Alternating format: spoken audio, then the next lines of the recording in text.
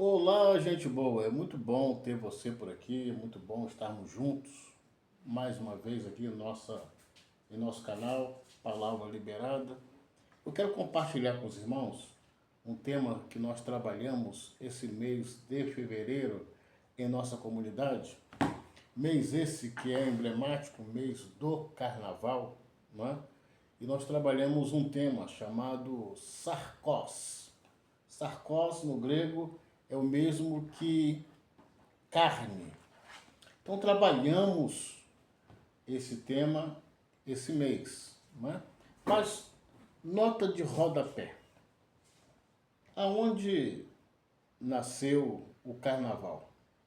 Não se tem uma data precisa, não se tem uma data exata, mas tem-se a ideia que já na Grécia Antiga já se comemorava o carnaval celebrando, não com essa tonalidade, não com essa perspectiva que nós conhecemos, temos noção, mas celebrando a colheita. Muito bem. Mais tarde surge o maior império de todos os tempos, império esse que marcou a história, que foi o Império Romano. E, consequentemente, essa prática da celebração, da festa da colheita, aquilo que seria o primórdio do carnaval, vem para dentro do Império e tem o seu fortalecimento na Itália, em Veneza, mais precisamente, com os bailes de máscara, aquela coisa toda, e todo o Império foi permeado com essa ideia ao longo da história. Pois bem, mais tarde sabemos que o Brasil ele foi descoberto em 1500, não é? Descoberto, né? Sabemos nós que Cristóvão Colombo já passou por aqui anteriormente, muito bem, mas deixe sua parte. Juntamente com o nascimento do Brasil, vem também a cultura católica apostólica romana, que por sua vez também é europeia, veio essa tradição, também veio a ideia do carnaval, veio a ideia também da quaresma, que é muito importante para os nossos irmãos católicos. Porém, essa, esse conceito de carnaval que nós conhecemos, nós brasileiros, e bem diferente daquilo que os europeus conheciam, até porque o tempo era um tempo passado. E o Brasil, por sua vez, tem o potencial de potencializar aquilo que não presta. O carnaval do Brasil se torna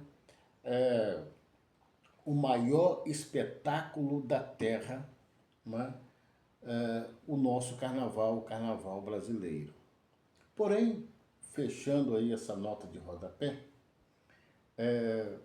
vamos lá. O que Paulo fala sobre a questão da carne? E aí eu quero, dentro desse tema sarcose, nós trabalhamos esse mês de fevereiro sobre os nossos três inimigos. Todos nós temos três inimigos, eu falo sobre eles daqui a pouco. Mas Paulo diz, em Gálatas capítulo 5, o verso de 19 a 20, o seguinte: olha, as obras da carne são manifestas, as quais são adultério, fornicação, impureza, lascívia, idolatria, feitiçaria, ódio, discórdia, rivalidade, ira, porfia, rebelião, heresia, inveja, homicídio, bebedeira, orgia e outras coisas semelhantes a essa, as quais já vinha falando com vocês em outro tempo.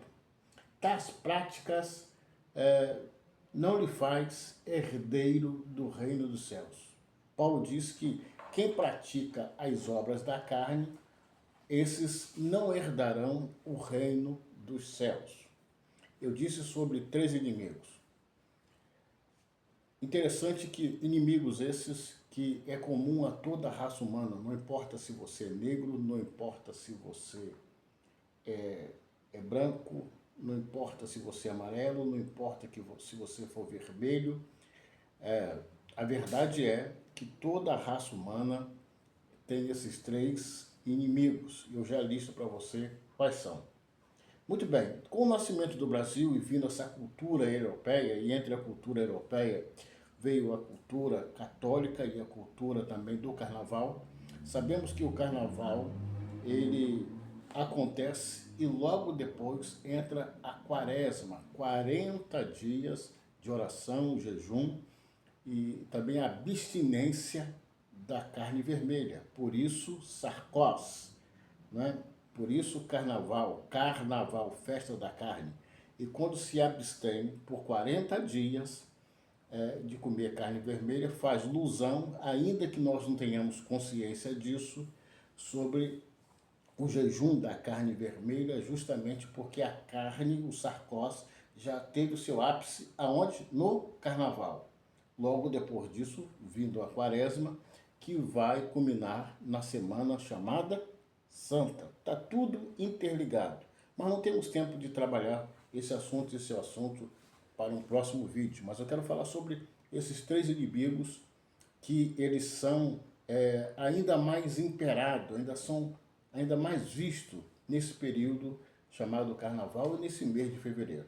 Quais são os nossos três inimigos? A carne, e Paulo já disse aí, né? A inimizade, glutonaria, feitiçaria,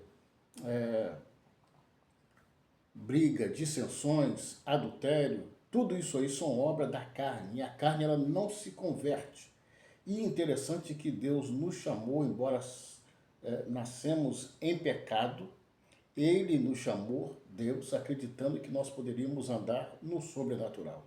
Todo aquele que se converte, tenta eliminar a sua carne, tenta aniquilar a sua carne, tenta domesticar, que na verdade não tem como aniquilar a carne, porque somos carne, e nessa guerra espiritual, quem vence é o que estiver melhor alimentado. Se eu alimento mais a minha carne, ela pode me dominar. Se eu alimento mais o meu espírito, é esse que vai me dominar. Pois bem, então nesse dualismo nós fomos chamados, embora carnais, vivermos no sobrenatural. Então o primeiro inimigo da raça humana é a carne que não se converte. O segundo inimigo da raça humana não é do cristão, não é do católico, do macumbeiro, do branco, do preto, do rico, do pobre, do miserável, do abastado, do doutor, do indouto, não. O inimigo da raça humana, o segundo inimigo, é justamente o maligno. O maligno, o cão sem dente, o diabo, seja lá como você queira chamá-lo, ele é o nosso segundo inimigo. Por quê? Nós achamos que sabemos de alguma coisa, nós achamos que dominamos a situação. Porém, esse nosso inimigo, ele trabalha na mente das pessoas. E ele veio com um propósito claro à terra, ou foi trazido para rodear a terra, esse ser espiritual. Ele tem uma missão específica, que é matar, roubar e destruir.